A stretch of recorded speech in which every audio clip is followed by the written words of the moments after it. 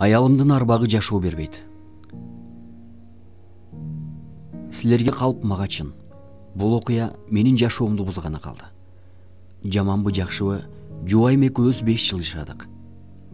Аялым экөөбүз айылда сүйүшүп жүрүп баш кошконбуз.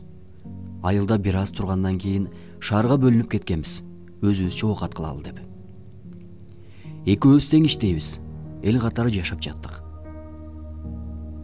Ортодо бир уулду болдук.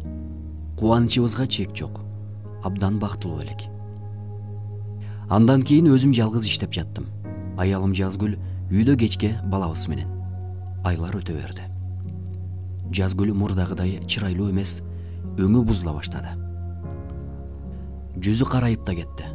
Бала кароо түйшүгиш ошондонго деп ойлоп коем. Балабызда көбүнчөсү түнү ыйлайт. Уйкуга канбай мен эрте кетип кечин деле келем. Акыркы күндөрү Жазгүл абдан чарчадым. Кечке бала карап отуруп, шайым ууп калат деп даттанат. Бир күнү уулубуз да ооруп калды. Ооруканага жатып дарыландык. Аялым ого бетер арыктап, карайып болбой калган. Сен да текшерилсеңчи, өңүң жакшы эмес деген сөздөрүмө баары жакшы эле деп көңүл деле бурч эмес. Балабыз ооруп, улам докторго жатып калат. Каргаша болуп бир күнү уулубуз каза болуп калды.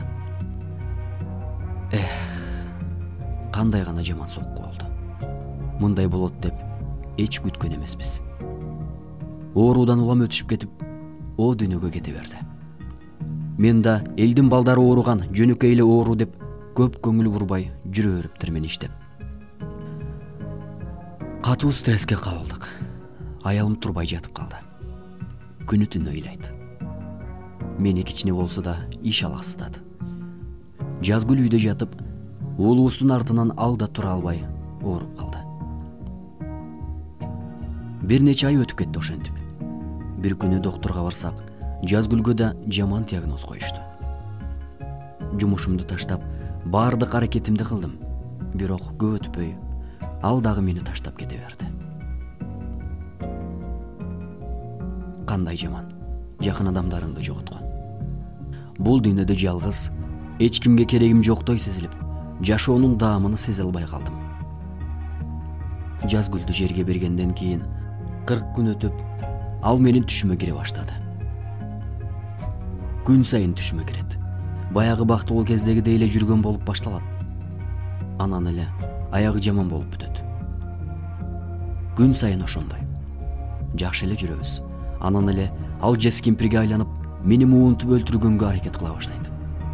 Менин колдорум кыймылдабай, буттарым байланып, эч каршылык көрсөтө албайм. Капкара желмогузга айланып алып, ачуу айкырык менен кубалайт артыма. Жетип алып өлтүрүп жей тургансып келет. Жалдырап, токтот дегениме такыр болбойт. Түнү менен аны менен алышып отуруп таң атат. Терде койгонум. Турсам алым да кетип калат кадимкидей.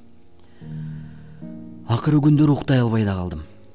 Жалгыз жашагандан коркуп, туугандарымыкына көчүп кеттим. Уктагандан кадимкидей коркуп калдым. Көзүм илинсе эле жанагым астан келет. Аялым деп да айтканга болбойт. Жес кемпир кадимки эле. Жакындарга айтсам, ошондой болот. Бул стресс, сен жакын адамдарыңдан айрылдың деп коюшту. Бир эжем молдого окут деп калды. Молдого дем салдыргандан кийин кичине түшүм азайды. Кээ бир күндөрү түш кирбей тынч уктайм. Сиздерден сураныч. Кантип өтмүштү унутсам болот? Кантип жаңы жашоо баштайм? Мага кеңешиңиздер өтө зарыл. Мына ардактуу Сырдашым каналынын катталуучулары. Бул болгон окуянын негизинде жазылган икая интернет баракчасынан алынды. Эми сиз бул замандашыбызга кандай кеңешиңизди бересиз? Төмөндө ой пикириңизди калтырсаңыз болот. Эгер сиз бул каналда алгачкылардан болуп көрүүчү болсоңуз, анда катталып, коңгуроочону басып коюңуз. Жана досторуңуз менен бөлүшкөндү унутпаңыз. А эгерде сизде дагы эч кимге айта албай турган сырыңыз же бөлүшө албай жаткан арманыңыз болсо, биздин баракчабызга кайрылыңыз. Аты жөнүңүз анонимдүү түрдө сакталат.